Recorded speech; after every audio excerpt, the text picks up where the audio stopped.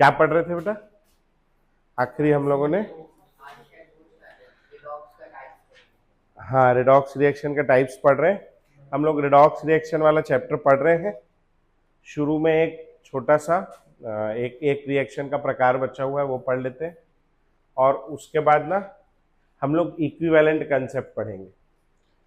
कुछ साल पहले तक के, मतलब ये वाले नीट के पहले तक, बायो वाली तू भी, तुम लोग भी बायो वाले हो ना, तो ये वाले नीट के पहले तक के जो बायो वाले हैं उनके लिए बोल रहा हूँ मैं। जेई वालों के लिए तो हर साल इसमें से 2 सवाल आता है।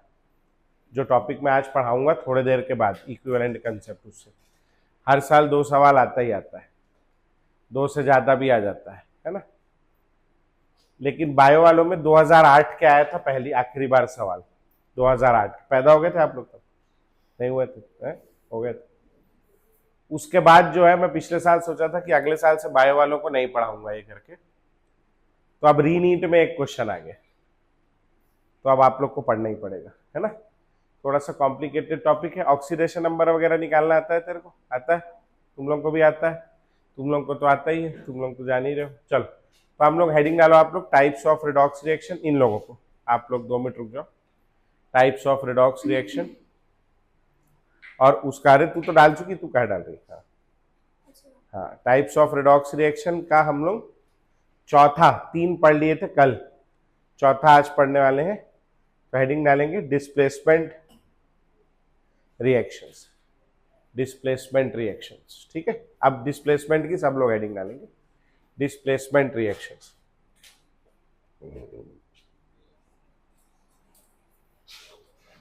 डिस्प्लेसमेंट में क्या होगा? डिस्प्लेसमेंट में ए बी और सी। तो सी क्या करेगा? सपोज करो ए को डिस्प्लेस कर दिया, तो सी बी और ए, समझ में? तो यहाँ ए का क्या हो गया? डिस्प्लेसमेंट, तो उसको डिस्प्लेसमेंट रिएक्शन बोलते हैं, सारी सी चीजें। अब डिस्प्लेसमेंट रिएक्शन 2 प्रकार का हो सकता है। आप किसको डिस्प्लेस कर रहे हो? डिस्प्लेस होने वाला ये अगर मेटल है तो हम लोग इसको कहते हैं मेटल डिस्प्लेसमेंट रिएक्शन। और अगर ये ए जो है ये नॉन मेटल है तो हम लोग इसको कहते हैं नॉन मेटल डिस्प्लेसमेंट रिएक्शन, समझ में? तो डिस्प्लेसमेंट रिएक्शन के 2 प्रकार है, ऐसा नोट करो। और हेडिंग डालो भैया, metal displacement reactions. Metal displacement reactions हो गया, है ना। तो अब मेटल डिस्प्लेसमेंट रिएक्शन में सबसे पहला बहुत फेमस रिएक्शन है CuSO4 प्लस Zn। ये आप लोगों ने बचपन में पढ़ा भी होगा। Zn Cu को डिस्प्लेस कर देगा, क्या बन जाएगा? ZnSO4 plus Cu। तो ये जो है ये क्या चीज है? कॉपर क्या है? मेटल, इसीलिए क्या कहलाएगा? मेटल डिस्प्लेसमेंट रिएक्शन, है ना। V2O5 प्लस कैल्शियम ले लिए, तो कैल्शियम वेनेडियम को अरे यार रुक जाओ 2 मिनट, ये क्या है? हम लोग को इसका कुछ व्यवस्था करना ही पड़ेगा, हम ही लोगों को करना पड़ेगा। लाओ सर लाइट लेके आओ। और बताओ बाकी सब बढ़िया है? तुम लोग को मिल गया मकान वकान रहने को? कहाँ मिला है? स्ट्रेट सी में? स्ट्रेट स्ट्रीट 3 में? तो कैसा है? किसी का घर है कि हॉस्टल है? किसी का घर है, उसमें ऊपर जगह खाली है, तो तुम दोनों ही रहते हो और भी कोई है? और भी कितने जने? और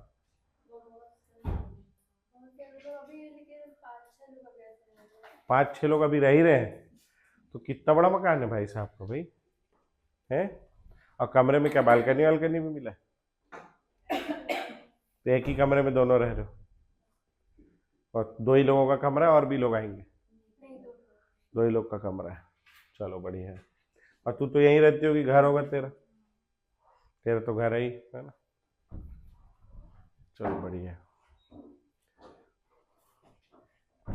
लेकिन बोर्ड तो नहीं चल रहा है, बोर्ड पे पढ़ाना था, अब कैसे करेंगे? एकदम सामने ही हो गया, नहीं आँख पे ही मार रहा है? कैसे करूँ वही तो। लेकिन बोर्ड तो क्या, एक बार फोन करो ना वो इलेक्ट्रिसिटी वाले में।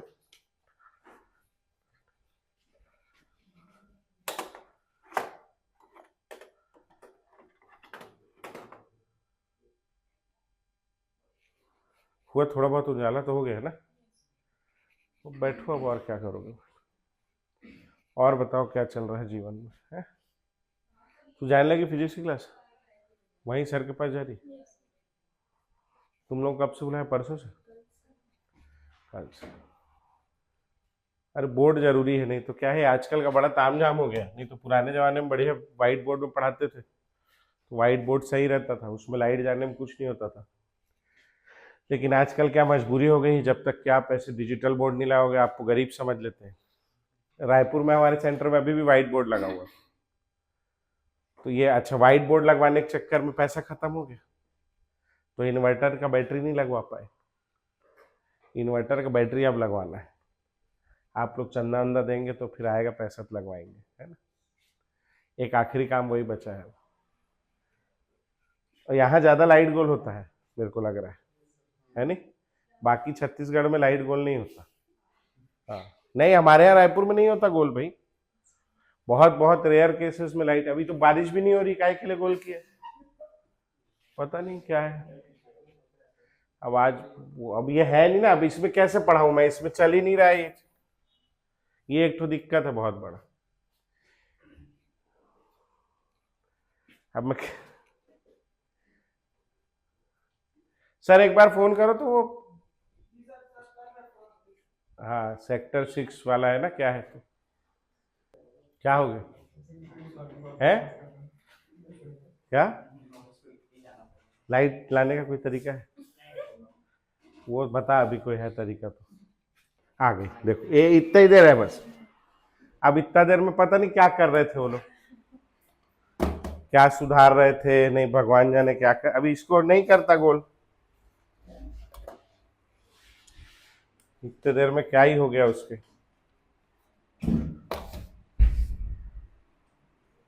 अब भैया चालू होंगे, फिर गाना गाएंगे थोड़ा सा भी, फिर उसके बाद हम पढ़ा पाएंगे। बड़ी मुसीबतें हैं बेटा, हैं? हाँ, सिनेमेटिक इंट्रो देगा वो अपना। ये सब तमाशे हैं आजकल के, मैं बता रहा हूँ ना।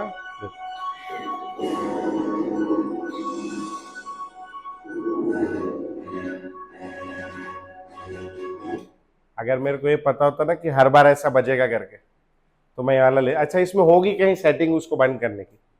तो डेफिनेटली होगी, लेकिन कौन ढूंढे, कौन बंद करे वाली कहानी है, और कुछ नहीं। आओ चलो, चालू हो जाने दो, हो गया। हाँ, एसी चला देते ये लोग। हाँ चल गए। हाँ जी, तो क्या पढ़े अपन लोगों ने कि जिंक प्लस CuSO4 से क्या बन गया आपका, ZnSO4 प्लस Cu। दिख रहा है डिस्प्लेसमेंट है, किसका डिस्प्लेसमेंट है, मेटल का, इसीलिए इसको क्या बोलते हैं, मेटल डिस्प्लेसमेंट।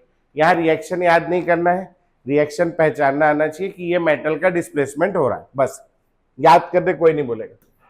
V2O5, वेनेडियम भी एक मेटल है, कैल्शियम डाल दिए, कैल्शियम उसको डिस्प्लेस कर देगा, CaO प्लस 5 वेनेडियम। चलो ये 5 डाल दो, 5 CaO बन जाएगा, ठीक है ना। एक Cr2O3, ये वाला रिएक्शन थोड़ा इंपॉर्टेंट है, फिर भी साथ में ले लिया मैंने एल्यूमिनियम।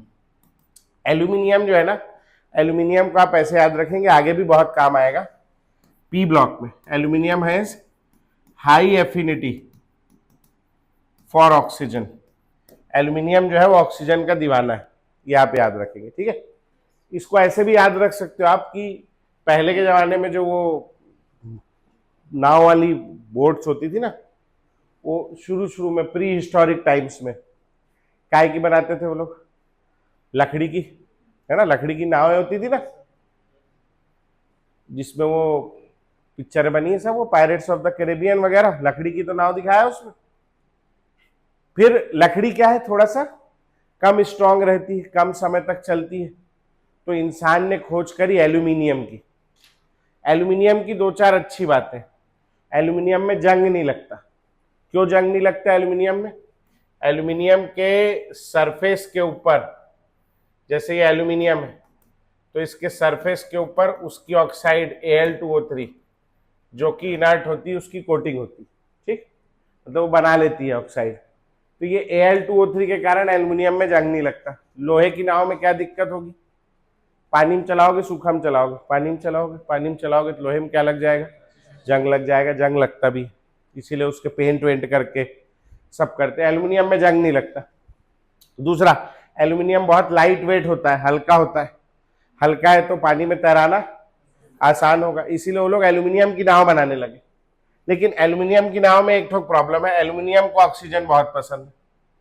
तो ऑक्सीजन पसंद है तो क्या हुआ, नॉर्मली तो एल्यूमिनियम रिएक्ट नहीं करता, या आपने नाव बना दी, नॉर्मली एल्यूमिनियम ऑक्सीजन से रिएक्ट नहीं कर रहा है। लेकिन अगर जैक स्पैरो आ गया कहीं से, पायरेट्स ऑफ द कैरेबियन वाला, है ना, तो वो क्या करेगा, इस पे सीधा गोला मारेगा, तोप का गोला मारेगा, तोप का गोला मारेगा तो तोप के गोले से एल्यूमिनियम की ऑक्साइड का लेयर हट जाएगा, बहुत सारी एनर्जी मिलेगी। उस एनर्जी से यहाँ का जो एल्यूमिनियम है वो वातावरण की ऑक्सीजन के साथ में रिएक्ट करेगा और क्या बना देगा, ऑक्साइड बना देगा Al2O3। Al2O3 के साथ में खूब सारी एनर्जी, खूब सारी हीट रिलीज होगी। ये हीट रिलीज होगी, बाजू वाले एल्यूमिनियम को मिलेगी, बाजू वाले एल्यूमिनियम को एनर्जी मिल गई, वो ऑक्सीजन से रिएक्ट किया, फिर से Al2O3 बना दिया और एनर्जी रिलीज कर दी। वो एनर्जी से उसके बाजू वाला, उसकी एनर्जी से उसके बाजू वाला, ऐसे करते करते पूरी नाव जल जाती। तो लोगों ने एल्यूमिनियम की नाव बनाना बंद कर दिया, नहीं तो जितना पायरेट का एक तो गोला नुकसान नहीं कर रहा था, एल्यूमिनियम अपने आप चेन रिएक्शन करके खुद ही ध्वसित हो जा रहा था। समझ आ रही बात? तो ऐसे याद रख सकते हो कि एल्यूमिनियम को ऑक्सीजन बहुत पसंद है। यहाँ एल्यूमिनियम के पास है क्या ऑक्सीजन? नहीं, तो एल्यूमिनियम इसको देखेगा, क्रोमियम को बोलेगा तू हट, Al2O3 और क्या निकल जाएगा, 2 क्रोमियम। रिएक्शन याद करना है क्या?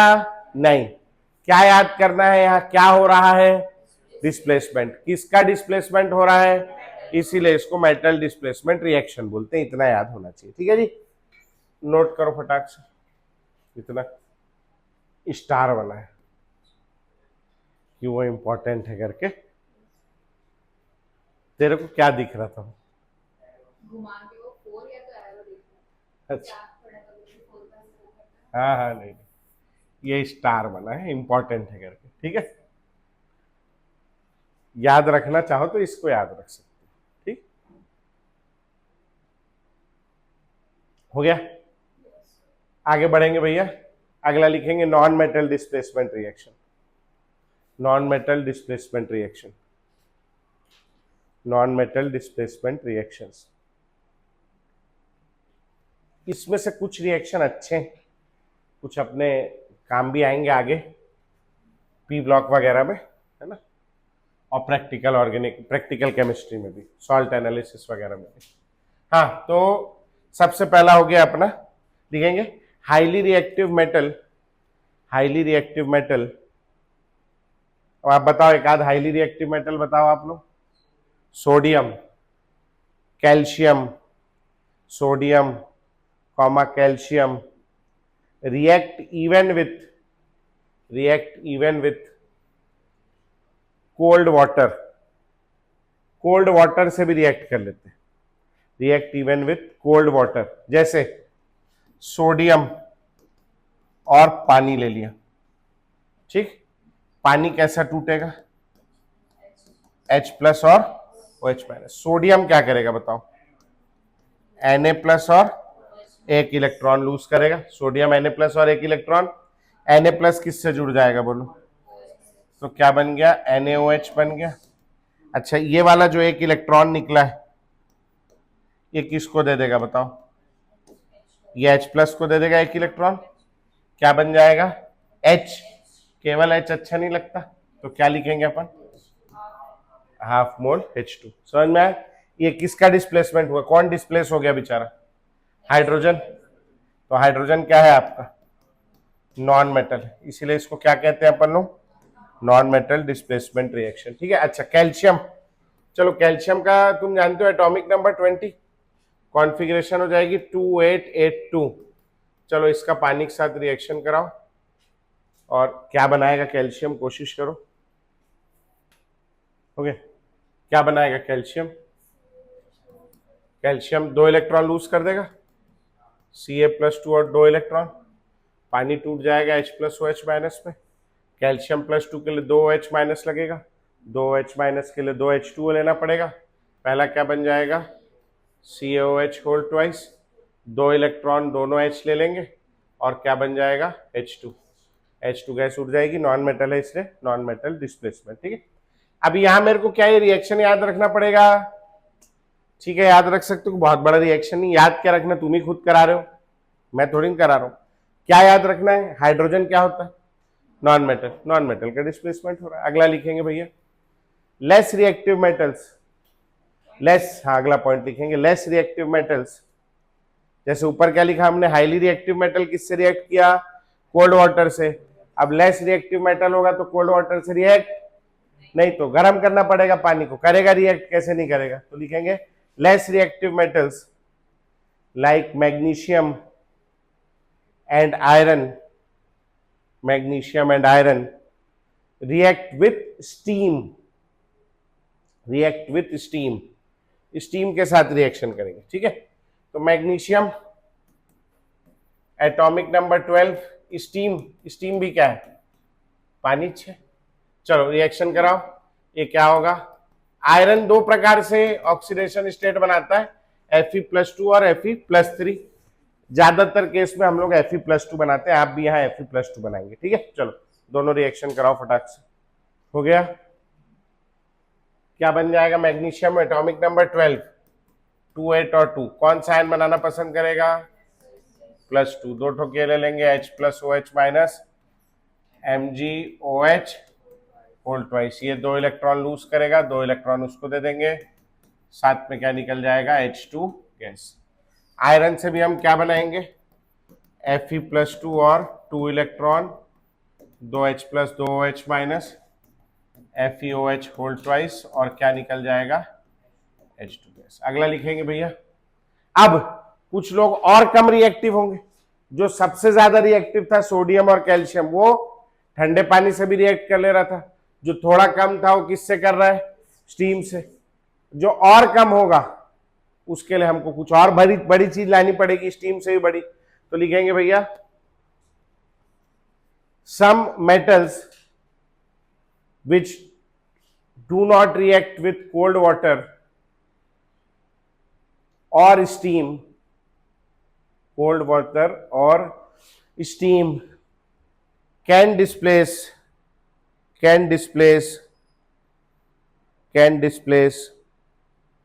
hydrogen from acids, can displace hydrogen from acid।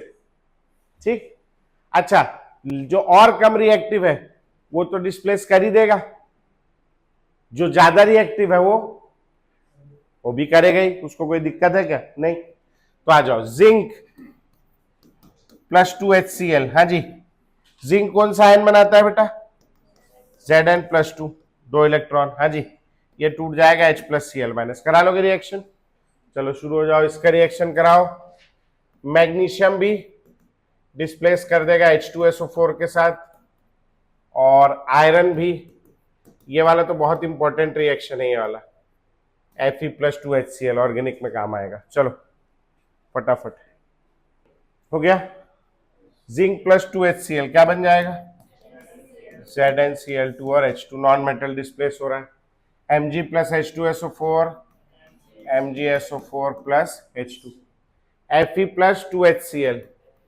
FeCl2 + H2, H2 दे रहा है, H2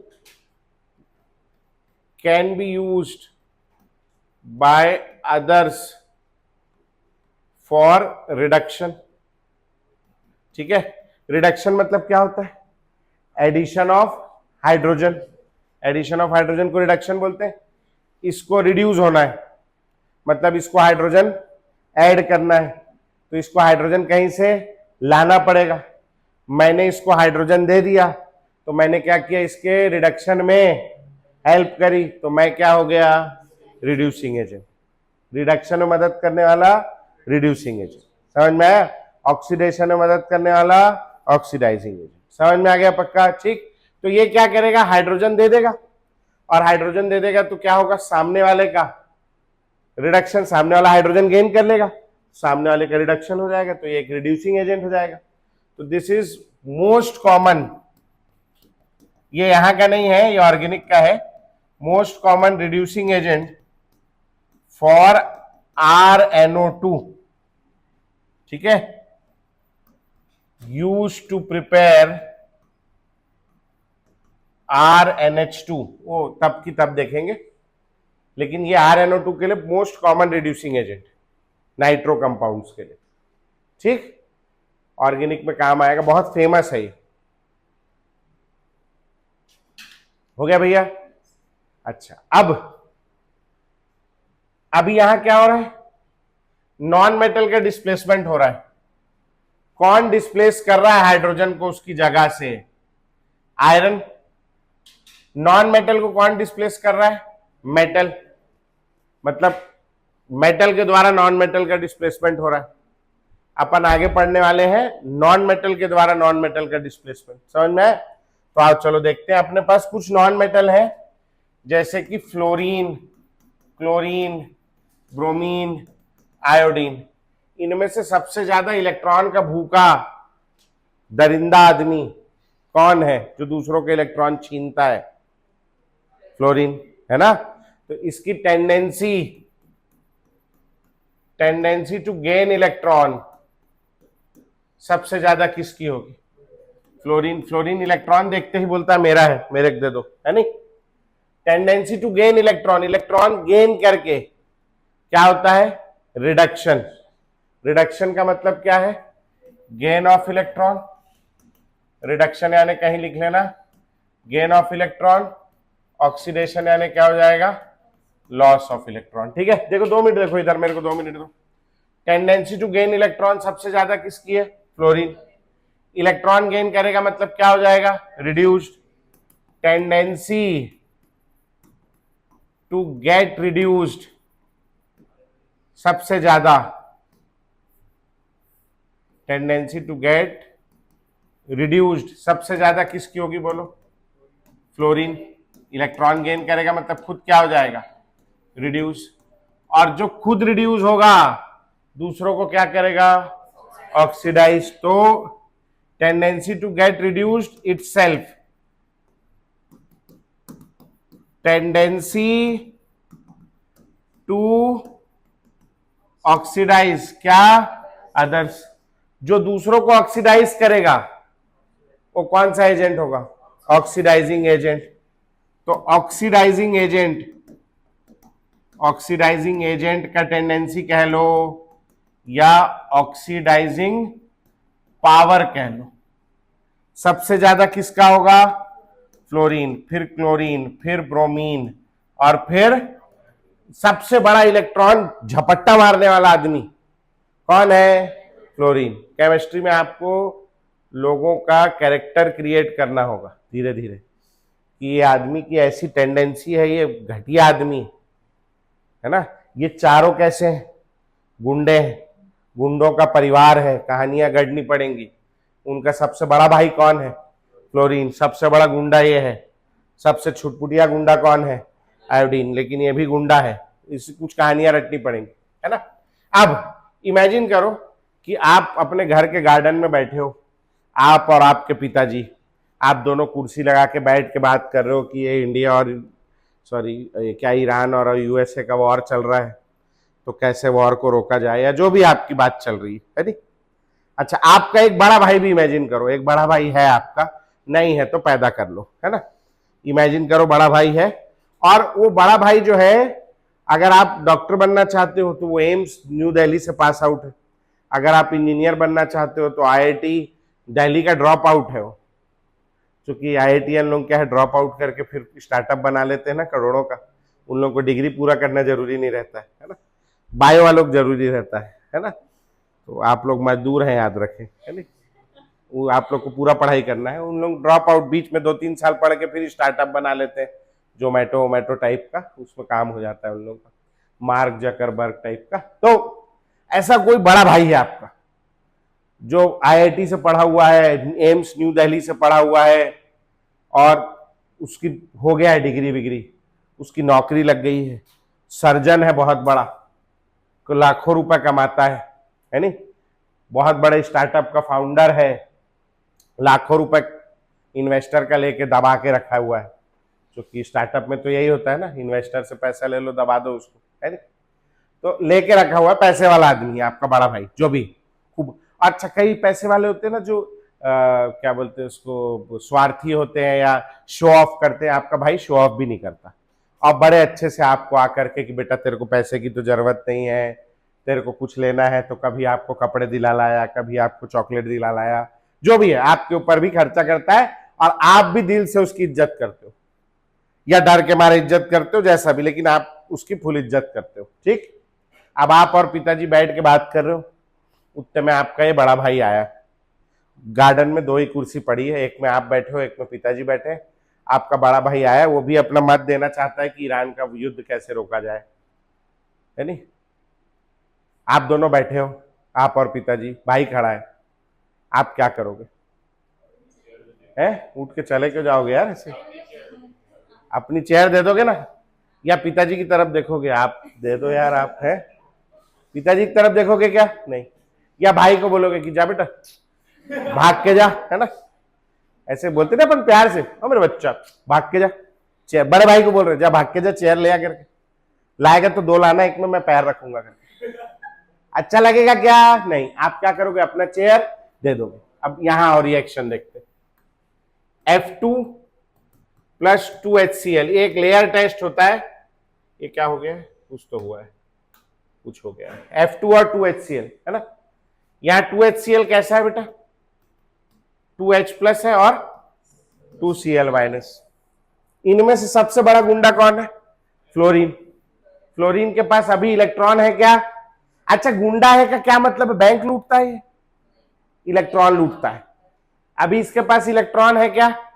नहीं, और क्लोरीन छोटा भाई है उसका, उसके पास इलेक्ट्रॉन है, तो क्लोरीन छोटा भाई क्या करेगा?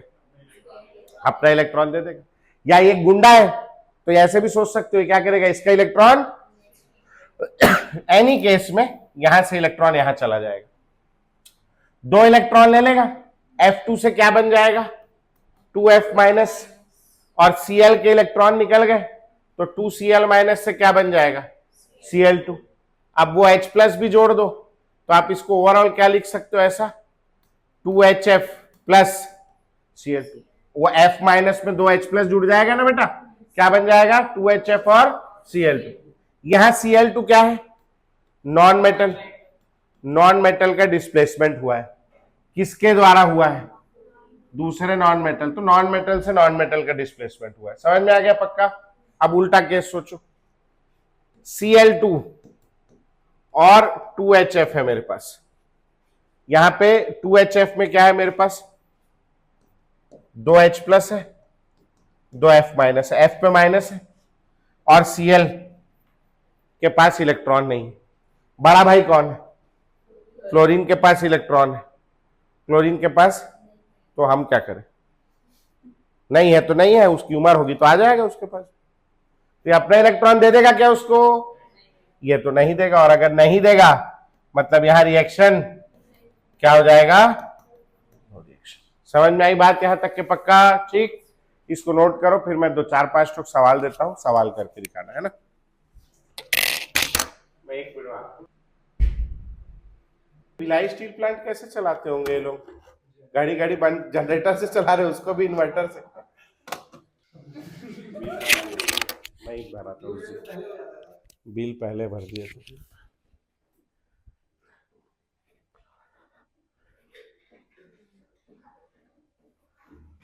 चलो अब तुम लोग लिखो, मैं क्वेश्चन और मुंह से बोल रहा हूं, लिखो, हाँ थोड़ी जगह छोड़ दो नोट करने के लिए जितना तुम्हारा बचा था, और तुम रिएक्ट क्वेश्चन लिखना शुरू करो।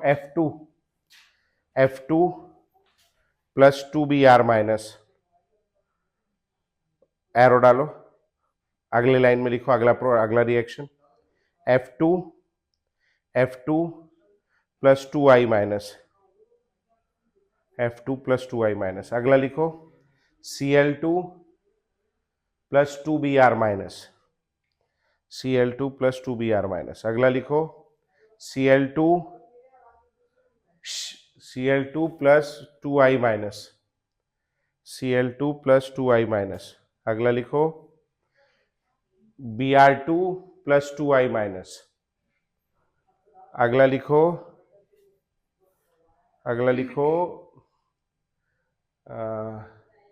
I2 plus 2Br minus, I2 plus 2Br minus. अगला लिखो Br2 प्लस 2Cl माइनस, और अगला लिखो I2 प्लस 2Cl माइनस। चलो सबका प्रोडक्ट बनाओ, किस में रिएक्शन होगा, किस में नहीं होगा, होगा तो क्या बनेगा, नहीं होगा तो क्या नहीं बनेगा। कौन कौन आया था? सभी थे लगभग। हाँ बेटा, कर लिए हैं? चलो बताओ भैया। पहला वाला 2F माइनस प्लस Br2, उसके बाद वाला 2I minus 2F minus plus I2, 2Cl minus plus Br2, 2Cl minus plus I2।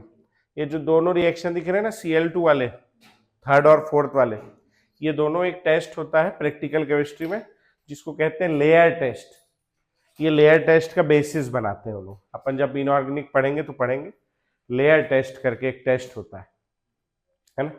अगला वाला आ जाओ, क्या है भैया? Br2 plus 2Br minus plus I2, और फिर उसके बाद तीनों में नो रिएक्शन। बन जाएगा पक्का? ठीक। फ्लोरीन इतना बदमाश है, इतना बदमाश है कि वो पानी को भी नहीं छोड़ता। ठीक, तो अब आप लिखो जरा F2, बताओ अंधेरे में पढ़ रहे हैं, F2 plus H2O, F2 plus H2O लिखो। हाँ, अगला क्वेश्चन लिखो F2 प्लस H2। अब यहां फ्लोरीन के पास इलेक्ट्रॉन है क्या? किसके पास है इलेक्ट्रॉन? ऑक्सीजन के पास है, O-2 है। फ्लोरीन को कैसा लगेगा? बेकार लगेगा ना, मतलब उसकी बेइज्जती कर रहे हो आप। ऑक्सीजन को दे रखा है, उसको नहीं दिया है, तो फ्लोरीन क्या करेगा? ऑक्सीजन से इलेक्ट्रॉन छीन लेगा। तो भेजो ऑक्सीजन की, ऑक्सीजन से फ्लोरीन की ओर इलेक्ट्रॉन भेजो, और कोशिश करो प्रोडक्ट बनाने की। चलो ट्राई करो, लाइट आती तो फिर मैं बताता हूँ। F2 plus H2O, F2 plus H2O। H2O में ना O के ऊपर -2 लिख देना। O पे -2 चार्ज है H2O में, और -2 के दोनों इलेक्ट्रॉन फ्लोरीन को भेज देना। तो क्या बन जाएगा? फ्लोरीन जब 2 इलेक्ट्रॉन गेन करेगा, देखो इधर कोशिश करो इमेजिन करने की, F2 प्लस H2O, यहाँ -2 है, 2 इलेक्ट्रॉन यहाँ भेज दिए, यहाँ लिखो 2F माइनस बन गया 2F माइनस, इलेक्ट्रॉन ले लिया। यहाँ क्या बच गया आपके पास H2O में? 2H प्लस, 2H प्लस और 2F माइनस, यहाँ क्या बन जाएगा? 2HF बन गया, और एक O छूट गया अकेला। अब ऑक्सीजन तो O2 के रूप में एग्जिस्ट करता है, यहाँ केवल क्या बना है? O।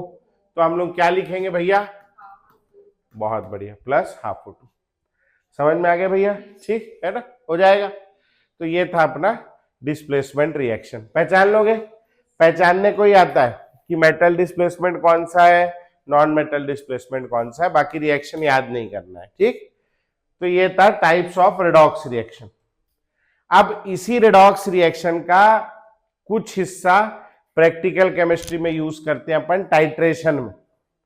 ठीक है, रेडॉक्स टाइट्रेशन, जो आप लोगों ने पिछले साल KMnO4 और ऑक्सैलिक एसिड की होगी 12th में। पिछले साल मतलब 12th में, जो भी साल आपका 12th रहा हो, है ना। तो जो है उसको हम लोग, चूंकि उसका थ्योरी यहाँ है और अपने को तो थ्योरी पढ़ना है, प्रैक्टिकल करना नहीं है, तो अपन थ्योरी यहाँ है, इसीलिए अपन उसको भी यहीं साथ में इंक्लूड करने वाले हैं। ठीक है, तो टाइट्रेशन पढ़ने के लिए अपने को आना चाहिए इक्विवेलेंट कंसेप्ट। तो हेडिंग डालेंगे इक्विवेलेंट कंसेप्ट। इक्विवेलेंट कंसेप्ट ये बिल्कुल हो सकता है आप लोगों के लिए नए टाइप की चीज हो, इक्विवेलेंट कंसेप्ट। बहुत सारे लोग इसको नहीं पढ़ाते। मैं डेफिनेशन लिखा सकता हूं, लेकिन समझाने के लिए मेरे को बोर्ड लगेगा, तो डेफिनेशन तक लिख के रखते हैं, तब तक ऊपर वाले लाइट भेज दिया तो बढ़िया है नहीं? तो लिखेंगे, अच्छा इक्विवेलेंट कंसेप्ट मोल कंसेप्ट का भाई है। अब ये मोल कंसेप्ट जब चल ही रहा था बढ़िया, हमसे वही हल नहीं हो रहा था, तो ये साइंटिस्टों ने नया इक्विवेलेंट कंसेप्ट क्यों क्रिएट कर दिया? तो मोल कंसेप्ट के साथ में एक प्रॉब्लम है कि उसमें जो भी रिएक्शन होता है उसको बैलेंस करना पड़ता है। जब हम लोग स्टाइशियोमेट्रिक कैलकुलेशन करते हैं तो सबसे पहला स्टेप होता है राइट बैलेंस्ड केमिकल इक्वेशन। जो भी रिएक्शन है मोल कंसेप्ट के लिए उसको बैलेंस करना पड़ेगा। अच्छा, छोटा मोटा रिएक्शन तो हम बैलेंस कर लेते हैं, लेकिन chemical reactions can be much more complicated, बहुत भयंकर कॉम्प्लिकेटेड भी हो सकता है। तो उसको बैलेंस करने के लिए मेहनत लगती है। तो बड़े बड़े साइंटिस्टों ने बोला कि उतना ना करना पड़े, इसलिए हम एक ऐसा मेथड लेके आएंगे जिसमें बैलेंसिंग की रिक्वायरमेंट नहीं हो। तो उस साइंटिस्ट ने ढूंढा इक्विवेलेंट कंसेप्ट। मोल कंसेप्ट में जैसे मोलर मास होता है, एक मोल सब्सटेंस के मास को मोलर मास बोलते हैं, वैसे ही इक्विवेलेंट कंसेप्ट में इक्विवेलेंट मास होता है। तो आप हेडिंग डालेंगे equivalent mass, equivalent mass capital E. पहला पॉइंट है इक्विवेलेंट मास। इक्विवेलेंट कंसेप्ट के अंदर पहला सब हेडिंग है इक्विवेलेंट मास, इसका सिंबल है कैपिटल ई। कैपिटल ई लिखेंगे it is that part by mass, it is that part by mass of a substance, it is that part by mass of a substance which either combines, it is that part by mass of a substance which either combines or displaces, which either combines or displaces one part by mass hydrogen, one part by mass hydrogen, or 8 part by mass oxygen, or 8 part by mass oxygen, or 35.5 part, or 35.5 part by mass, 35.5 part by mass chlorine. ठीक, इतना मेरे बस में था बिना light board के पढ़ाने का। ठीक, 5 मिनट अपन लोग इंतजार करते हैं लाइट का। आप लोग बैठ के बातचीत करो, बढ़िया है नहीं, या जो करना है करो। 5 मिनट में आ जाती है लाइट तो अपन शुरू करेंगे।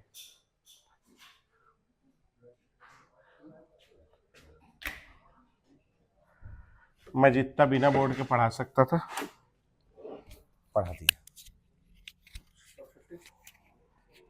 5 मिनट देख लेते हैं।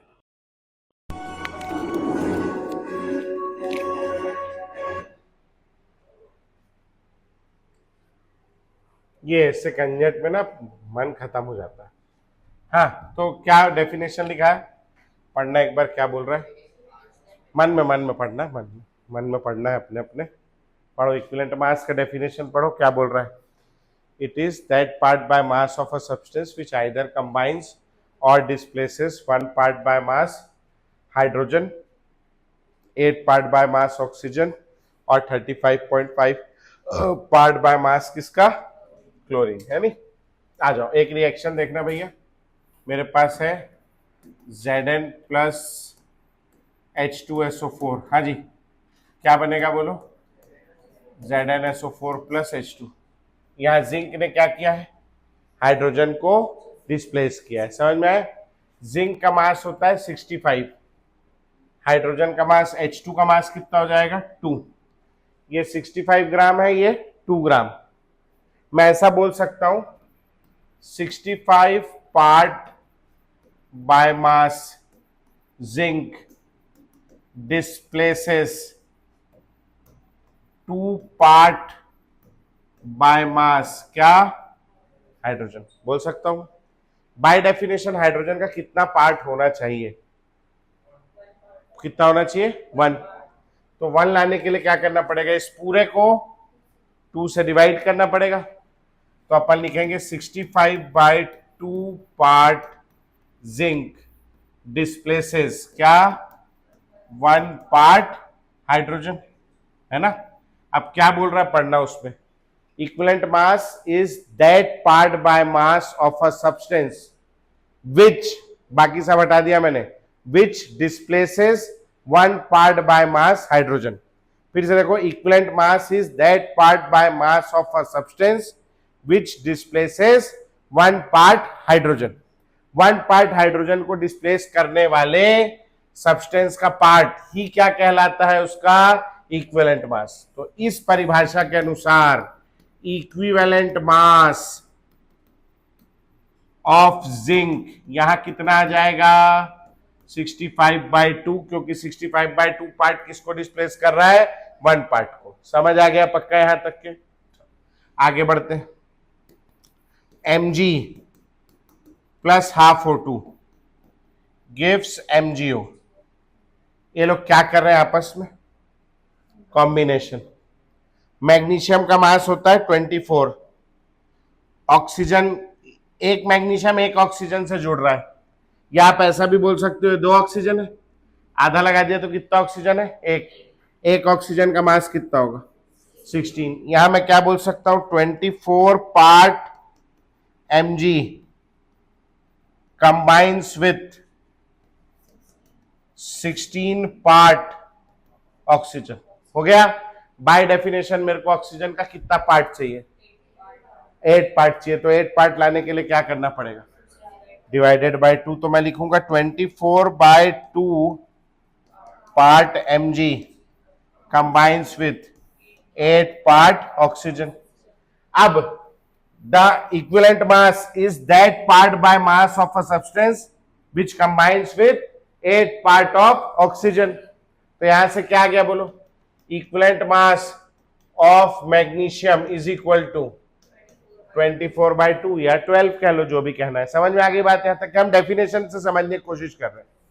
अच्छा, कैल्शियम प्लस H2 ये बना रहा है CH2।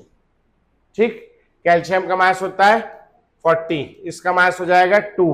यहां दोनों क्या कर रहे हैं, कंबाइन कर रहे हैं। तो हम लोग क्या बोलेंगे, 40 part calcium combines with 2 part hydrogen.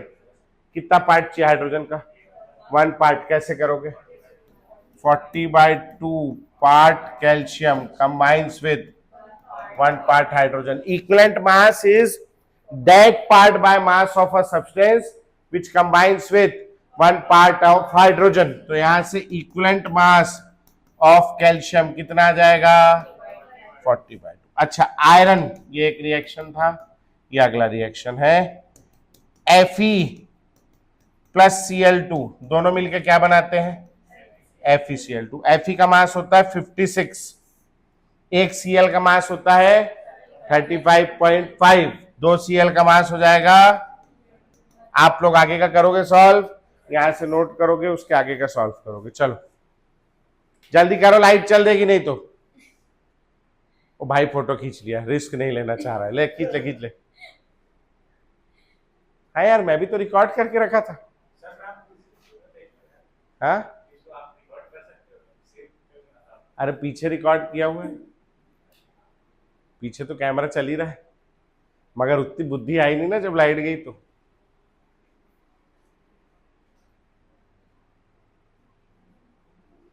नहीं, इसका जुगाड़ जल्द ही कर लेंगे हम लोग।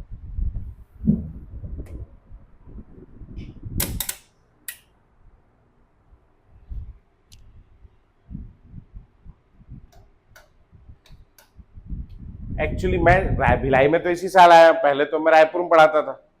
तो रायपुर बड़ा शहर है, वहां लाइट गोल नहीं होती है। मेरे को लगा पूरे छत्तीसगढ़ में नहीं होती होगी गोल, लेकिन यहां हो रही है।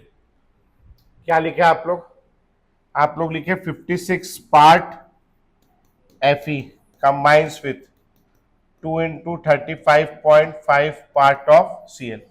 अब आपको कितना चाहिए Cl का, तो क्या करोगे, 56/2 part Fe combines with 35.5 part Cl। तो यहां से इक्विवेलेंट वेट ऑफ Fe कितना हो जाएगा बोलो, 56/2। अच्छा, जरूरी है क्या ये हर बार FeCl2 ही बनाए, ये तो फेरस क्लोराइड हो गया, आयरन तो फेरिक क्लोराइड भी बनाता है। तो चलिए अगला वाला करके दिखाइए, 3/2 Cl2 से FeCl3। चलिए FeCl3,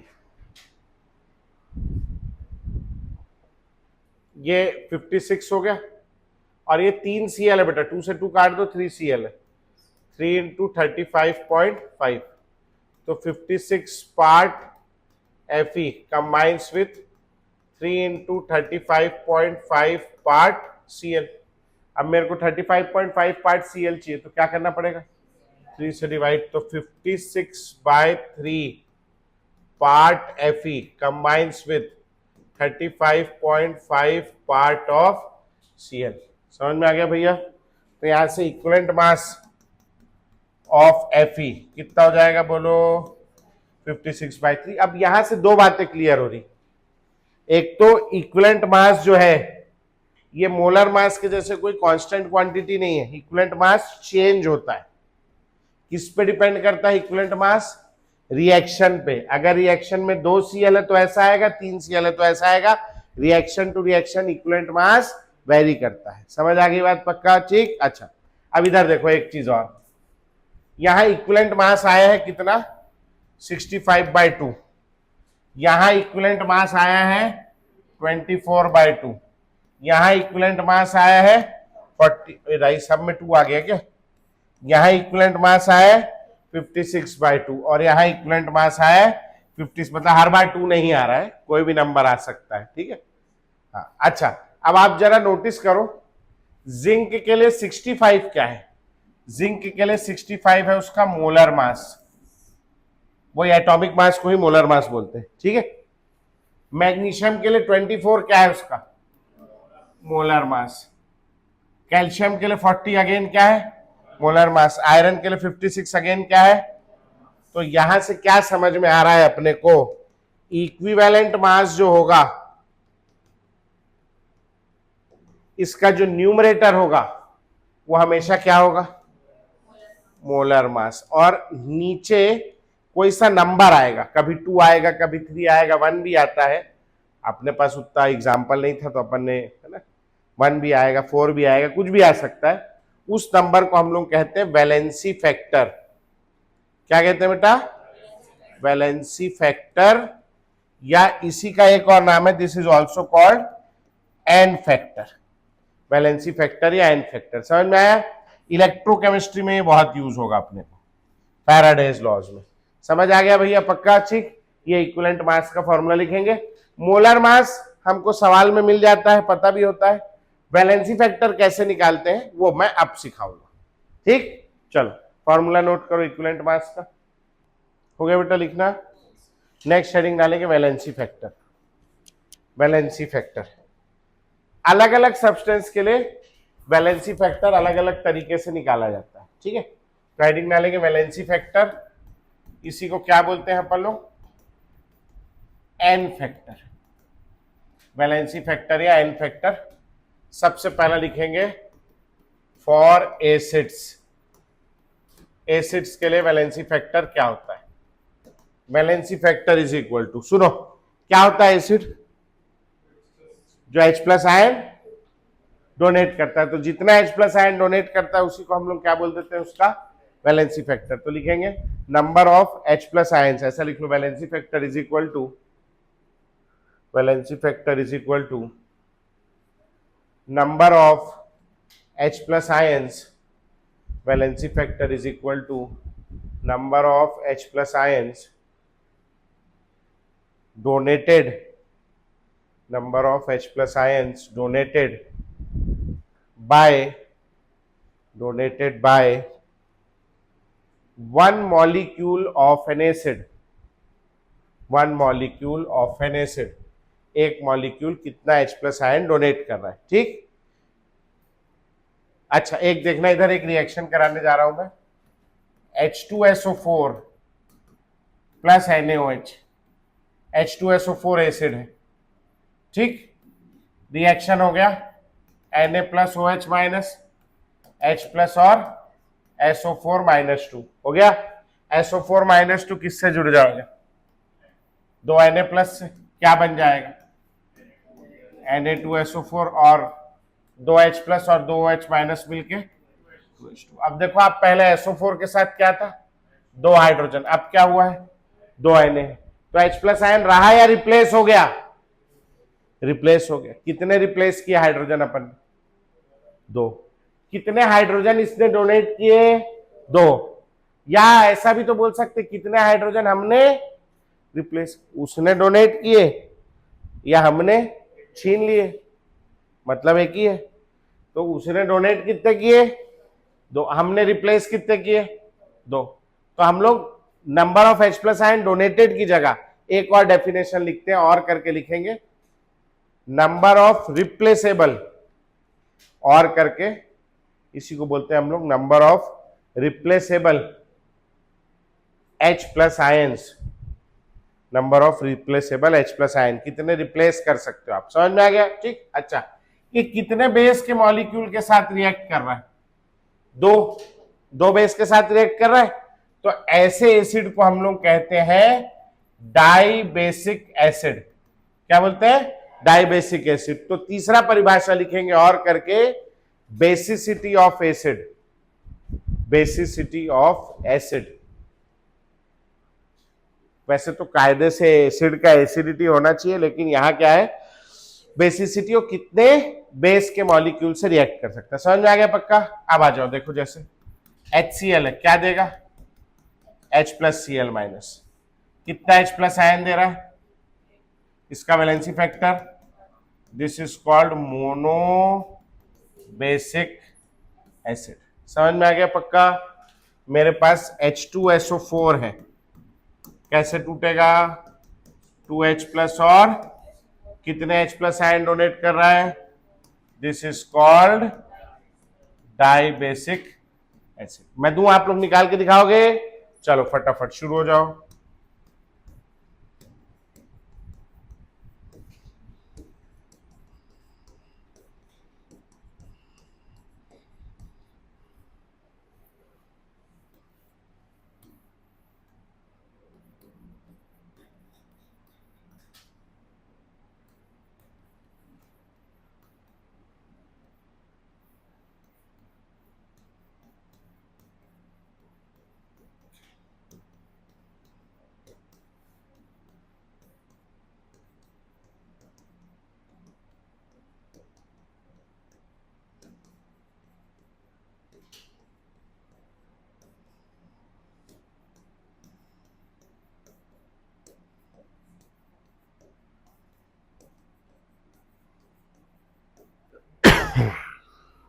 PO4 माइनस 3 फॉस्फेट हो गया बेटा।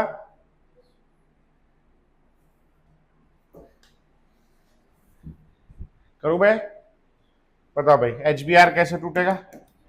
H plus Br minus, valency factor 1, mono basic है ना। यहाँ HNO3 HNO2 sorry, H plus और NO2 minus, HNO3 H plus और NO3 minus, H2SO4 sorry H2SO3 2H plus और SO3 माइनस 2, वैलेंसी फैक्टर 2। अच्छा, अब इसमें इतने सारे H है, कौन सा H निकालोगे आप? केवल COH ग्रुप वाला। बाकी सारे H नहीं निकालोगे, वो नहीं निकाल सकते, वो नहीं टूटेगा। कोवेलेंट बॉन्ड स्ट्रॉन्ग बॉन्ड है, क्या बनाएगा? CH3CO माइनस और वैलेंसी फैक्टर 1 होगा। चारों नहीं निकाल देना, यहां से ये वाला निकलेगा HCOO माइनस और H प्लस, वैलेंसी फैक्टर 1। यहां से बेंजोइक, अच्छा ये कौन सा एसिड है? ये पहला वाला एसिटिक एसिड। दूसरा वाला कौन सा एसिड है? Formic acid. तीसरा वाला बेंजोइक एसिड, CO माइनस और H प्लस, वैलेंसी फैक्टर 1। ये कौन सा एसिड है? ये भयंकर इंपॉर्टेंट एसिड है, दिस इज ऑक्सैलिक एसिड। लाल टमाटर में पाया जाता है, ठीक है, हरे में भी यही पाया जाता है, मगर टमाटर में पाया जाता है ना। Oxalic acid COO minus COO minus, और कितना H प्लस देगा? 2। वैलेंसी फैक्टर कितना हो जाएगा बेटा? 2। पक्का? ठीक। ये भी एक ट्राई कार्बालिक एसिड है, मगर अभी नाम याद रखने की जरूरत नहीं, ऑर्गेनिक नहीं पढ़ रहे। हाँ, लेकिन ये कितने H प्लस दे सकता है आपको? 3। ये है अपने सिलेबस में इसका नाम, जब पढ़ेंगे ऑर्गेनिक तब देखेंगे, अभी जरूरत नहीं। H3PO4 तोड़ लिया क्या आप लोगों ने? क्या बनाएगा बोलो? 3H प्लस और PO4 valency factor 3। H3PO3 3H plus और PO3 माइनस 3 वैलेंसी फैक्टर 3 आ गया। और ये वाले का आ गया 3H प्लस और PO2 वैलेंसी फैक्टर कितना आ गया? 3 आ गया। ऐसे ही सबका सही था? सबका नहीं, सही नहीं था। ये आखिरी का 2 गलत है आपका, आखिरी का 2 गलत है। काटो, बहुत इंपॉर्टेंट, मतलब फेमस क्वेश्चन। आखिरी का 2 जब मैं छोटा था तब से फेमस है नहीं? तो आओ, ये जो है ये कहलाते हैं oxy acids of phosphorus, oxy acids of phosphorus. और जो फास्फोरस के एसिड्स है ये क्या कहलाते हैं? एसिड है ना फास्फोरस के, ऑक्सी एसिड्स ऑफ फास्फोरस। इनके लिए हम लोग बनाते हैं इनका स्ट्रक्चर। क्या बनाते हैं? स्ट्रक्चर। तो H3PO4 से शुरू करेंगे। थोड़ा बहुत आप लोग पढ़े लिखे हो, जानते हो, सेंट्रल एटम होता है एक ठोक, उसके अराउंड हम लोग मॉलिक्यूल जोड़ते हैं, एटम जोड़ते हैं। कौन सेंट्रल एटम होगा यहाँ? बहुत होशियार बच्चे, फास्फोरस। एटॉमिक नंबर 15, कॉन्फ़िगरेशन 2, 8 और 5। आउटर मोस्ट पे कितना इलेक्ट्रॉन हो गया? 1 2 3 4 5। ठीक है। स्ट्रक्चर बनाने की कुछ बेसिक चीजें हैं, जैसे ऑक्सीजन एटॉमिक नंबर 8, कॉन्फ़िगरेशन 2 और 6। इसको कितने इलेक्ट्रॉन और चाहिए? 2। तो ये 2 इलेक्ट्रॉन लाने के लिए कितने बॉन्ड बनाएगा?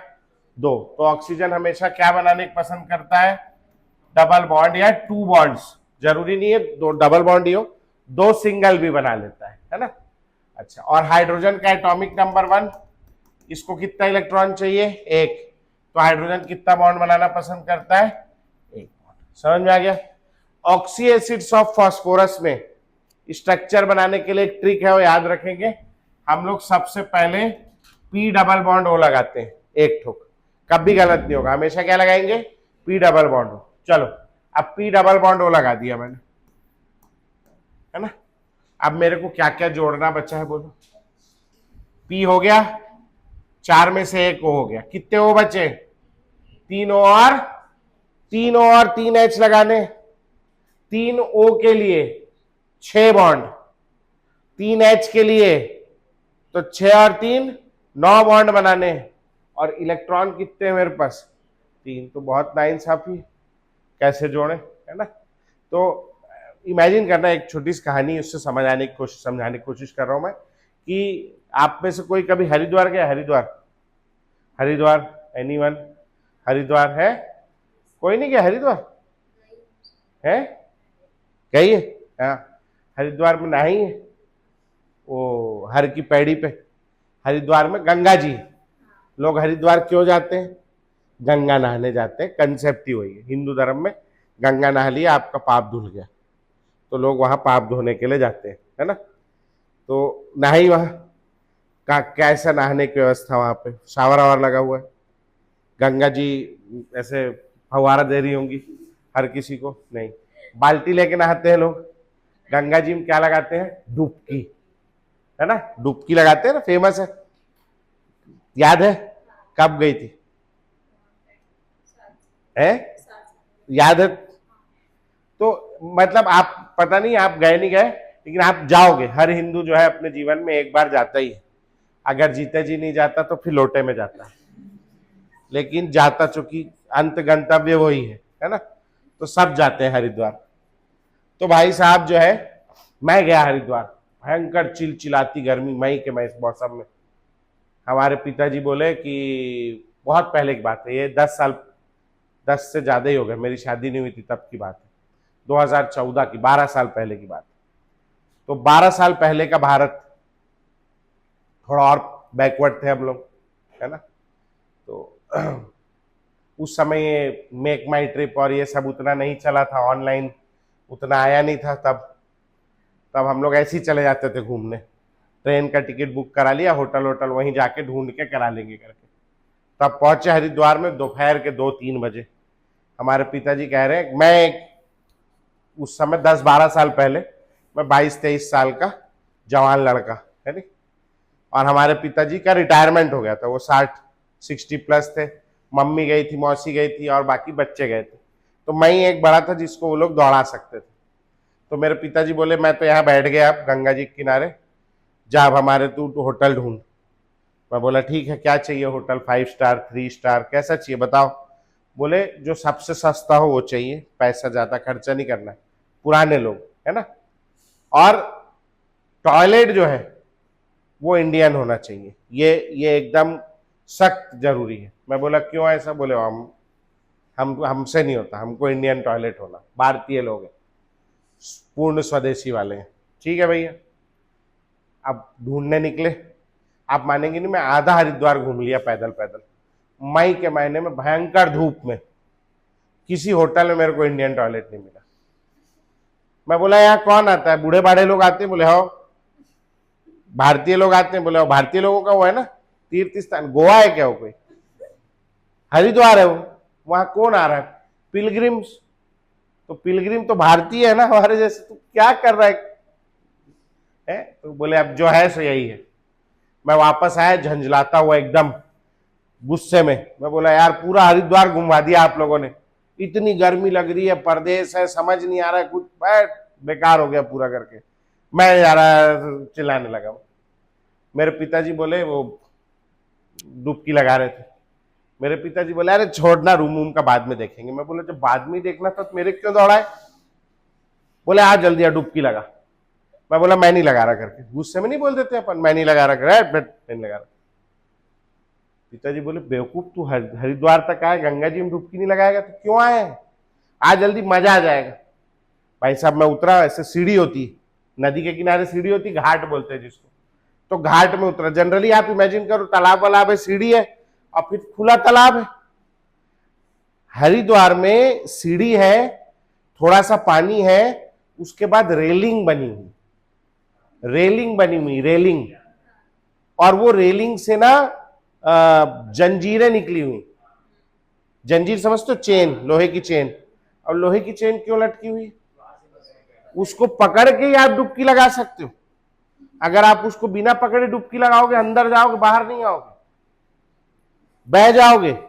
इतनी तेज बहती है वहां गंगा जी जिसकी इंतहा नहीं। चूंकि ग्लेशियर का पानी आता है, एकदम चिल्ड पानी। और भाई साहब जो है इतनी चिलचिलाती गर्मी, मैं जैसे ही डुबकी लगाने उतरा, नीचे गया, भाई साहब मजा आ गया, मेरा दिल खुश हो गया, गार्डन हो गया। मैं बोला मजा आ गया करके। अच्छा वैसे ही ना, वहां जैसे नदी बह रही है, उधर से इधर आने के लिए पुल बनाए हुए, वो पुल में भी जंजीरें लटकी हुई। क्यों लटकाई हैं जंजीरें? कोई बह जाए तो जंजीर। इनके आइडिया कैसे आया है?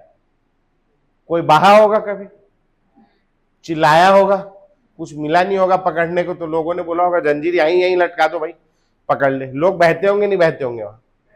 भाई भारतीय लोग बहुत जीरो सिविक सेंस वाले हैं, कुछ भी करते हैं वो। बहते होंगे नहीं बहते होंगे? बहते होंगे। इमेजिन करो आपके घर के पीछे ऐसे ही नदी बह रही, गंगा जी जैसी, इतनी तेज। आप खाना खा के एक दिन टहल रहे हो, आपने देखा कि एक आदमी बचाओ बचाओ चिल्लाता हुआ बहता हुआ आ रहा है नहीं? आपको लगा यार इसको बचाना चाहिए करके, आपके हृदय में भी, ह्यूमन है ना, वी आर ह्यूमन, बचाना चाहिए।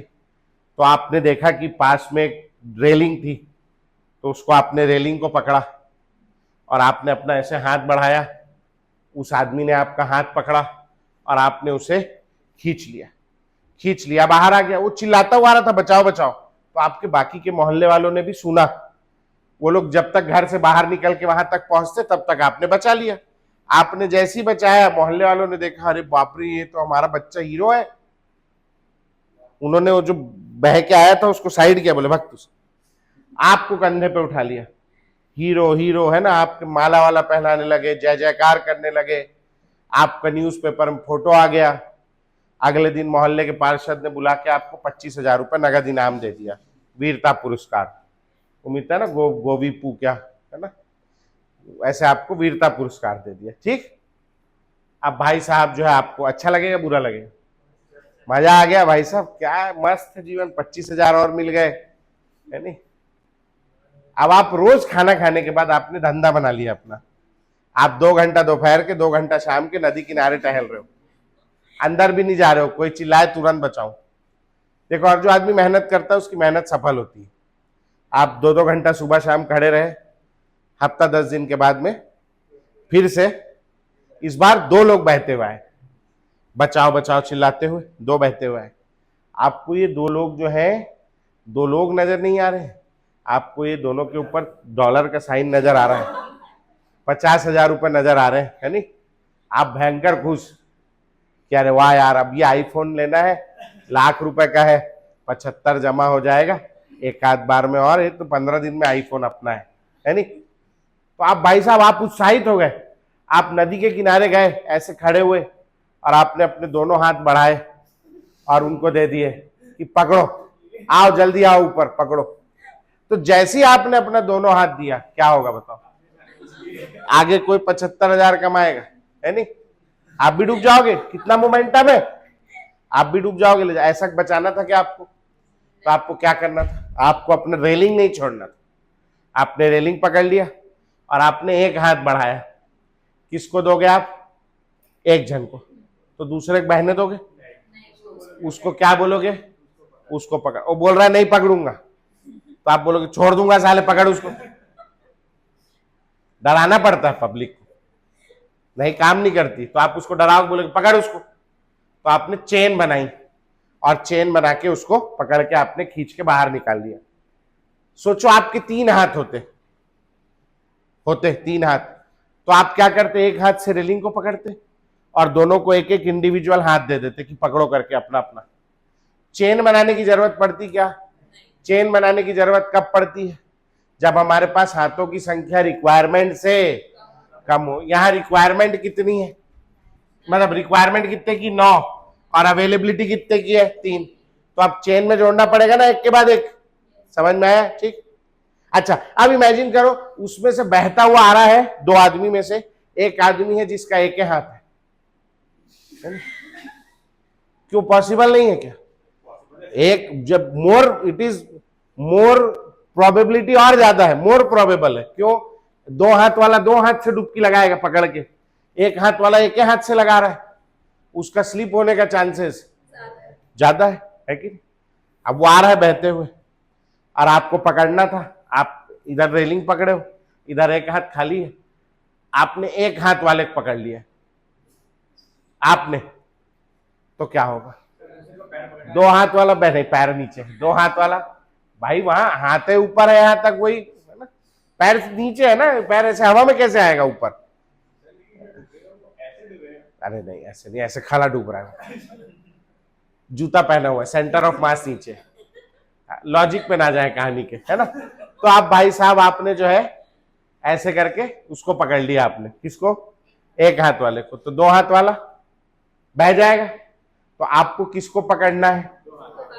जो एक हाथ वाला है, वो जहां लगेगा उसके बाद और कोई नहीं लगेगा। एक हाथ वाला कहां लगेगा? एंड में। यहां 2 हाथ वाला कौन है? एक हाथ वाला कौन है? हाइड्रोजन हमेशा कहां लगेगा?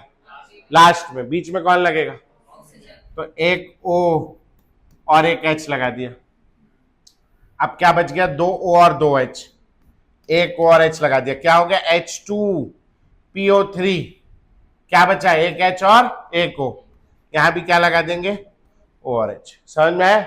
अब इससे वो वैलेंसी फैक्टर पे क्या फर्क पड़ेगा समझाने के लिए समय चाहिए, मेरे पास है नहीं अभी। आज आपका होमवर्क है, जैसे मैंने H3PO4 का स्ट्रक्चर बनाया, आप H3PO3 और H3PO2 का भी स्ट्रक्चर बना के लाएंगे कल। ठीक है, इतना करके लाएंगे। और आप लोग जो हो तीनों जो नए आए हो, आप लोग ऑक्सीडेशन नंबर निकालना सीख के आओगे रिवीजन करके। अगर आपसे नहीं बनेगा तो आप घर में बोल के आओगे कि हम क्लास के बाद थोड़ा देर रुकेंगे, आप 11:15 कल क्लास छूटेगी, आप लोग मेरे को पकड़ के ऑक्सीडेशन नंबर सीख लोगे, मैं खाली हूं, यहीं रहूंगा। अपने को ऑक्सीडेशन नंबर कल आना चाहिए। ठीक है, चलो भैया आज के लिए छुट्टी। हाँ बेटा, ए तेरी